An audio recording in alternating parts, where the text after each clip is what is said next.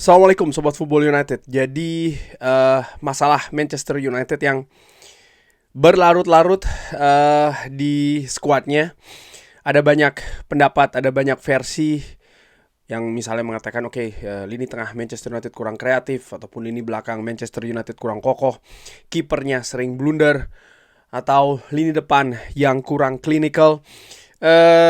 Gua akan berbicara terkait dengan hal tersebut di video kali ini. Ada beberapa data dan fakta yang ingin gue sampaikan juga untuk memperkuat hal tersebut, bahwa Bismillah, seperti yang sering dikatakan, dan ini juga yang sedang dilakukan oleh manajemen Manchester United untuk memprioritaskan lini serang di musim panas nanti. Sudah pernah dibahas mungkin ya di video di Football United, ataupun mungkin juga di konten-konten lain, bahwa masalah utama Manchester United itu ada di lini serang. Mungkin ada juga yang memberikan pendapat seperti kayak ya percuma kalau lini serangnya tajam tapi lini belakangnya blunder dan lain-lain. Ya itu tidak salah, tapi menurut gue kurang tepat melihat kalau memilih apa yang paling urgent, apa yang paling krusial, apa yang paling vital untuk diperbaiki dan bisa memberikan impact secara langsung, secara cepat, bahkan untuk musim depan ya, terkait dengan prestasi dari Manchester United, mungkin peningkatan peringkat dan lain-lain, ya menurut gue ada di lini serang. Nah, ada beberapa data dan fakta yang ingin gue sampaikan di video kali ini. Misalnya, ketika Manchester United kalah menghadapi Nottingham Forest ya, 1-0 pada saat itu, bisa dilihat bahwa expected goals ataupun angka harapan mencetak gol dari Manchester United dari kejadian di atas lapangan ini 1,6. Artinya antara 1 dan 2 gol Manchester United bisa menciptakan atau menghasilkan gol ya di pertandingan tersebut. Bandingkan dengan Nottingham Forest yang bahkan hanya 0,4, tapi mereka mampu membuat 1 gol. Lalu ketika Manchester United kalah di kandang sendiri menghadapi Bournemouth, kalah 0-3, tapi expected goalsnya Manchester United ada di angka 2,2.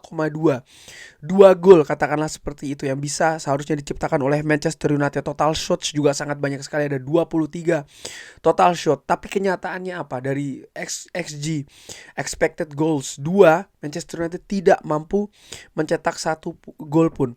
Ketika Manchester United di pertandingan terakhir Premier League seri 1-1 menghadapi Bournemouth, bahkan angkanya XG-nya ada di 2,5. Antara 2 sampai dengan 3 gol.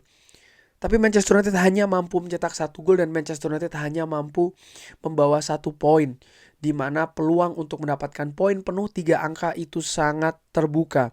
Ketika Manchester United kalah 0-1 menghadapi Wolves, expected goals-nya ada di angka 1,3.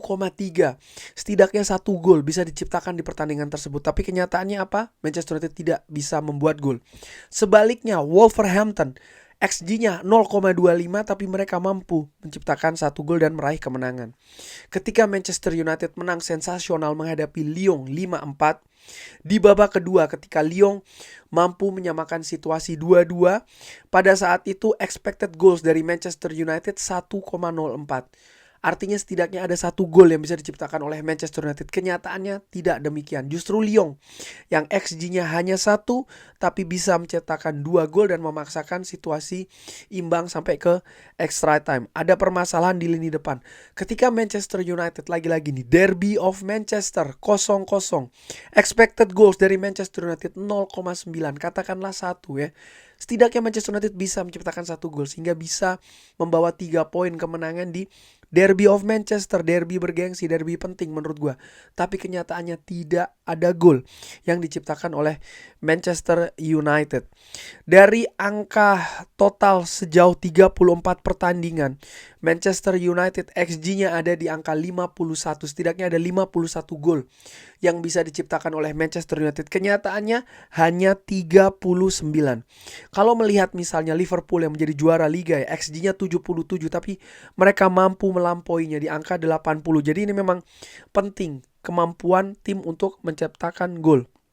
Bahkan kalau dilihat ya bagaimana angka ataupun faktor XG di bandingkan dengan kenyataan mencetak gol, Manchester United ini termasuk yang terburuk. Dari salah satu website yang gue dapatkan, Manchester United ini berada di 2 yang terburuk. Bahkan jika dibandingkan dengan tim-tim lain, Manchester United pun juga seperti itu. XG dibandingkan dengan aktual mencetak golnya, Manchester United ini termasuk nomor 2 yang paling buruk dari Footy Stats. Dan ini juga terlihat ya bagaimana di website lainnya pun juga seperti itu. Manchester United mencetak gol jauh di bawah angka XG. Jadi lini depan Manchester United seharusnya bisa lebih baik lagi. Dan kalau bisa lebih baik lagi, mereka bisa mencetak gol lebih banyak lagi. Dan kalau mereka bisa mencetak gol lebih banyak lagi, Manchester United punya peluang untuk finish di posisi yang lebih tinggi lagi. Tapi itu sayangnya tidak terjadi. Manchester United kalau gua hitung-hitung ya, katakanlah mampu mencetak gol seperti yang di perkiraan tersebut, mungkin Manchester United posisinya tidak akan jatuh sedalam ini. Mungkin Manchester United poinnya ada di sekitaran 51. Dan dengan poin 51 itu Manchester United ada di peringkat yang lebih baik dari sekarang. Ada di 10 besar. Kurang lebih masih sama seperti musim lalu, tapi sekali lagi tidak seburuk musim ini. Dan kalau melihat Manchester United di pertandingan Liga, di kemampuan mencetak gol yang buruk menurut gue, dari 11 pertandingan Liga terakhir catatan gue, Manchester United hanya mampu menang 2 kali. Itu pun ketika menghadapi Ipswich dan juga menghadapi Leicester, 2 tim yang sudah pasti degradasi. Artinya memang ada permasalahan besar dan Manchester United benar-benar buruk penampilannya di musim ini. Dan menurut gue faktor terbesar buruknya penampilan Manchester United ada di posisi lini depan. Dalam perjalanan Manchester United ketika meraih periode kejayaannya bersama dengan Sir Alex Ferguson, tidak setiap pertandingan Manchester United itu tampil bagus. Bahkan ya, tim-tim yang menjadi juara, tim-tim yang menghuni papan atas selama 12 tahun terakhir ini, mereka tidak selalu konsisten dalam semua pertandingannya. Mereka tampil bagus, tampil luar biasa. Tidak. Ada kalanya mereka mampu diimbangi oleh lawannya. Ada kalanya tim lawan justru yang tampil lebih bagus, tapi mereka tetap bisa mendapatkan poin, bahkan meraih kemenangan. Kenapa? Klinikal, lini depan. Peluang secuil, sekecil-kecilnya mereka bisa maksimalkan. Mungkin XG-nya tidak maksimal, tapi mereka bisa lampaui itu semua. Dan menurut gua faktor itu sangat penting. Kalau Manchester United ingin bisa lebih bersaing musim depan di papan atas, maka lini depan ini harus dilakukan perbaikan, tidak bisa tidak. Dan menurut gua sudah tepat dari apa yang dilakukan oleh manajemen Manchester United dengan memberikan prioritas ya di bursa transfer ini untuk lini depan. Bahkan lini depan disebutkan ingin didatangkan pemainnya sebelum bursa transfer ini resmi dibuka. Artinya Manchester United sudah melakukan beberapa langkah. Ketika transfer resmi nanti dibuka, Manchester United hanya tinggal meresmikan atau mengamankan saja. Ini merupakan langkah yang bagus. Tentu saja nanti bisa diperdebatkan, didiskusikan mengenai pemain-pemain yang diincar. Tapi bagaimana lini depan, ya gue tidak akan berbicara membahas terkait dengan individu pemain siapa saja dan seperti apa, enggak. Tapi bagaimana manajemen yang gue nilai sudah tepat ini memberikan prioritas utama di bursa transfer musim depan, di bursa transfer musim panas ya, untuk persiapan musim depan, dengan ya menempatkan lini serang, lini depan sebagai faktor yang harus diperbaiki. Tentu saja dalam mencetak gol ada banyak hal-hal lainnya. Ada misalnya kualitas umpan, pengertian satu dan yang lain ya, dan atribut-atribut lainnya. Tentu saja sepak bola merupakan permainan kolektif di mana ada aspek-aspek lain juga yang sangat mempengaruhi kemampuan tim dalam mencetak gol. Tapi sekali lagi, ini juga terkait rekrutmen individu yang didatangkan di posisi lini serang untuk musim depan. Sebelum gua tutup video ini, ya Manchester United beberapa musim belakangan memang menurut gua terlihat kesulitan di lini depan.